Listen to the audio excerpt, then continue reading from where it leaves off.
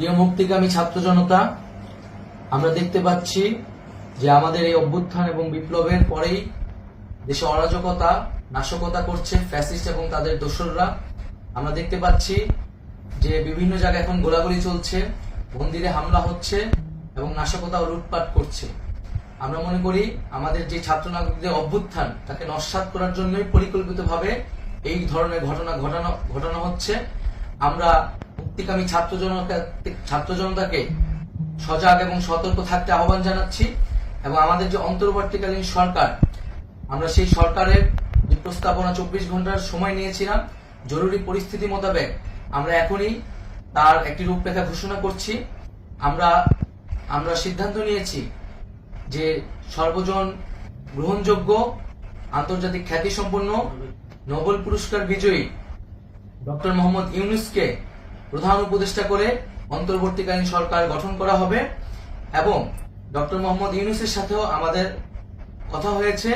তিনি ছাত্র জনতার আহ্বানে বাংলাদেশকে রক্ষা করতে এই গুরু দায়িত্ব নিতে সম্মত হয়েছে। আমরা সকালের মধ্যেই আমরা এই সরকার গঠনের প্রক্রিয়া দেখতে চাই। রাষ্ট্রপতির কাছে আহ্বান থাকবে যে দ্রুত সময়ের মধ্যে ডক্টর মোহাম্মদ ইউনূসকে প্রধান উপদেষ্টা করে অন্তর্বর্তীকালীন সরকার গঠন করা হোক এবং এই অন্তর্বর্তীকালীন সরকারের বাকি সদস্যদের নামও আমরা সকালের মধ্যে ঘোষণা করব।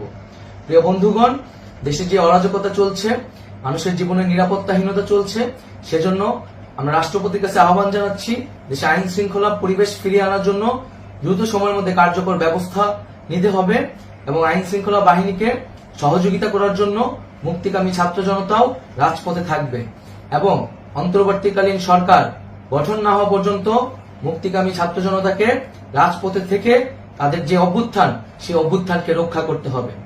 প্রিয় বন্ধুগণ, আমরা রক্ত দিয়েছি, শহীদ হয়েছি। আমাদের যে প্রতিশ্রুতি একটি নতুন বাংলাদেশ গঠন করার জন্য, সেটিকে আমাদের অবশ্যই বাস্তবায়ন করতে হবে এবং অবশ্যই ছাত্র জনতার প্রস্তাবিত সরকার বাদে কোনো ধরনের সরকার কিন্তু মেনে নেওয়া হবে না।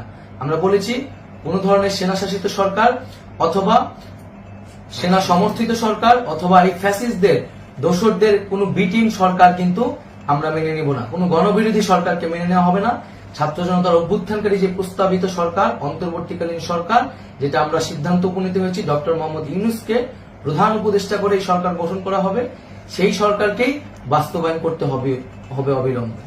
আগামীকাল সকাল থেকে সকলকে আহ্বান জানাচ্ছি রাজপথে থাকার জন্য এবং আমাদের যে সাম্প্রদায়িক সম্প্রীতি এবং রাষ্ট্রীয় সম্পদ রক্ষা কমিটির ঘোষণা হয়েছে বৈষম্য বিরোধী ছাত্র আন্দোলনের নেতৃত্বে সকল পাড়ায় পাড়ায় এলাকায় সেই